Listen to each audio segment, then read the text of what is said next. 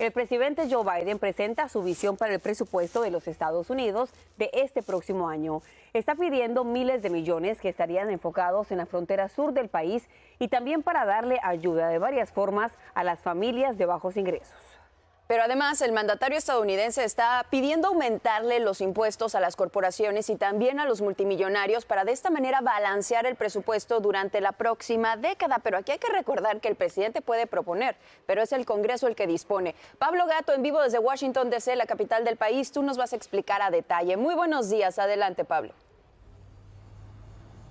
Hola, muy buenos días desde Washington. Este sin duda es un tema que interesa a todo el mundo porque es el presupuesto, es el uso que hace el gobierno de nuestros impuestos. Y esto es un presupuesto gigantesco, 7.2 billones o trillón de dólares en inglés, que básicamente es casi el doble de la economía de toda Alemania. ¿Y cómo se está usando? Bueno, básicamente el presidente Biden está pidiendo un incremento de gastos sociales y que estos gastos sociales lo financien más impuestos de corporaciones y de las personas que más dinero tienen. Quiere que pague un mínimo de un 25% más. Cosas concretas que quiere el presidente Biden: quiere aumentar el crédito fiscal por hijo. Quiere $3.600 para niños menores de 5 años. Quiere $3.000 de crédito para niños entre 6 y 17 años. Quiere también un crédito a la vivienda de $10.000 para las personas que compren casa por primera vez.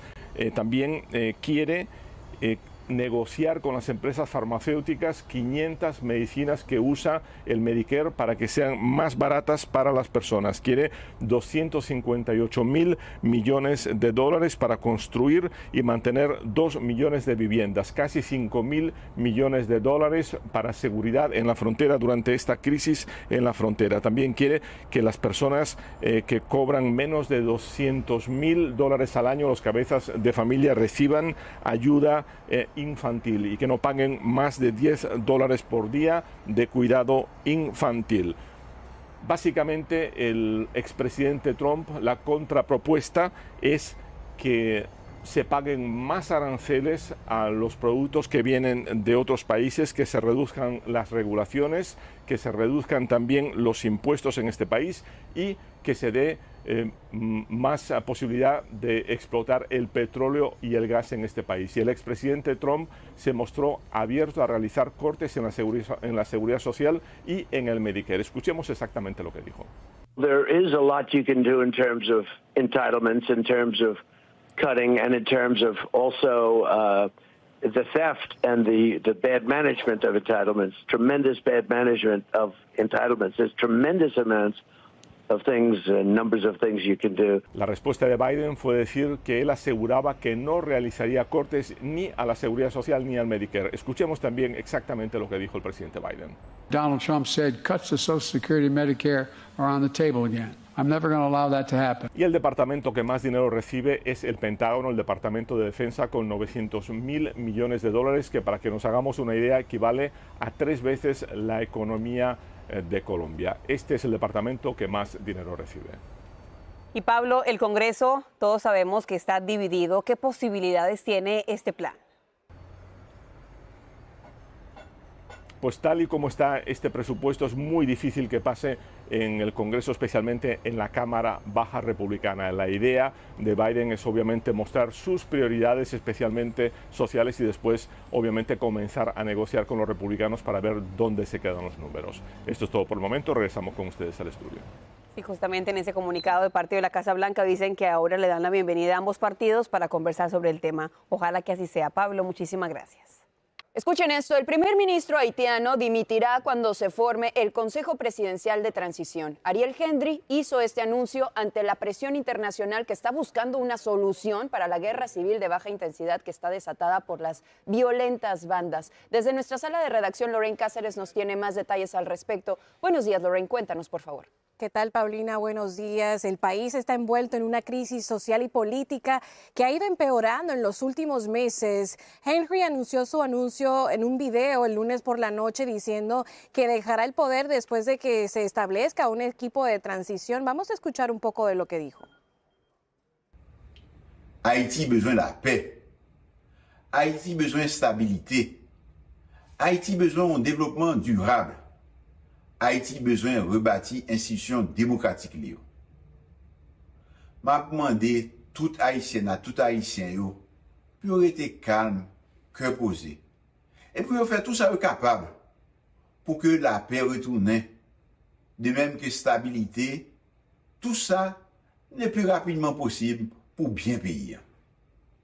Y el anuncio se hizo después de una reunión de emergencia entre varias naciones del Caribe en Jamaica, precisamente para abordar la crisis en ese país. Después de la reunión, el secretario de Estado Anthony Blinken también anunció más recursos para abordar la crisis en Haití. Vamos a escuchar. Given this increasingly urgent need, I'm announcing today that the United States Department of Defense is doubling its approved support for the mission from $100 million to $200 million.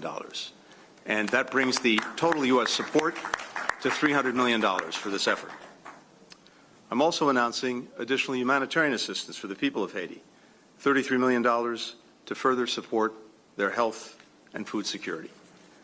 Y es que hay una lucha de poderes en Haití entre las pandillas que han prácticamente tomado el control de la nación, y hace poco más de una semana la situación alcanzó un punto crítico mientras Ariel Henry estaba en Kenia pidiendo ayuda. Incluso no pudo regresar a Haití por riesgo a su vida.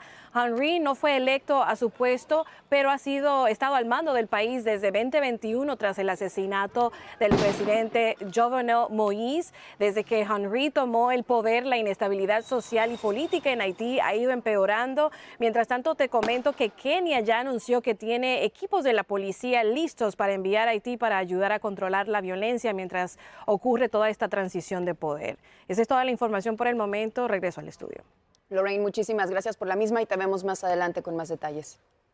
Cambiando de tema, hay alarma a nivel mundial en cuanto al control de calidad de la compañía Boeing con los aviones. Y es que esta empresa se enfrenta a otro escrutinio después de que al parecer fallara en docenas de auditorías, y además de eso se le suman otros preocupantes incidentes como la muerte de un exinformante justo antes de dar su testimonio. Nuestra colega Ariel Henry González nos tiene más detalles. El control de calidad de Boeing atraviesa una verdadera turbulencia. Según el New York Times, la compañía hasta ahora falló en 33 de las 89 auditorías hechas por la Administración Federal de Aviación después de que un panel de la puerta estallara en pleno vuelo en este avión de Alaska Airlines en enero. En este caso, los investigadores descubrieron que faltaban 4 tornillos. Tras el incidente, tomamos medidas inmediatas para aumentar las actividades de supervisión y seguiremos dando prioridad a la seguridad, dijo el portavoz de la FAA. También llevaron a cabo 13 auditorías del proveedor de Boeing, Spirit AeroSystems, 7 de las cuales, según los informes, no tuvieron los mejores resultados. El New York Times publicó documentos en los que dice que la FAA observó a mecánicos utilizando una tarjeta de llave de hotel para probar la junta de la puerta y aplicaron jabón Down como lubricante. Boeing respondió: seguimos haciendo cambios inmediatos y desarrollando un plan de acción integral para reforzar la seguridad y la calidad con transparencia en todo momento. Sin embargo, la FAA dice: ahora mismo con nuestra supervisión estamos certificando que los aviones de Boeing son seguros, sí. Mientras tanto, otra tormenta se avecina para la compañía con la muerte de un empleado, el mismo que denunció tener inquietudes sobre las normas de producción. John Barnett, de 62 años, fue hallado muerto tras aparente suicidio. Quien fuera durante muchos años director de calidad fue encontrado en Charleston, Carolina del Sur, donde era interrogado en un caso contra Boeing. Pero los problemas que involucran a la compañía no terminan aquí. En las últimas horas, un vuelo procedente de Australia con destino a San Francisco tuvo que volver a Sydney por problemas de mantenimiento. El Boeing 777-300 tenía 167 pasajeros a bordo. Por favor, necesitamos un médico a bordo. Esto ocurrió después de que otro Boeing 787 con 270 pasajeros que viajaba de Sydney hasta Chile aterrizara de emergencia en Nueva Zelanda debido a una súbita turbulencia. Es un hecho fortuito, es algo que puede pasar, son los riesgos de subirse a un avión. Vamos a cambiar de tema, gracias a Angélica por este reporte.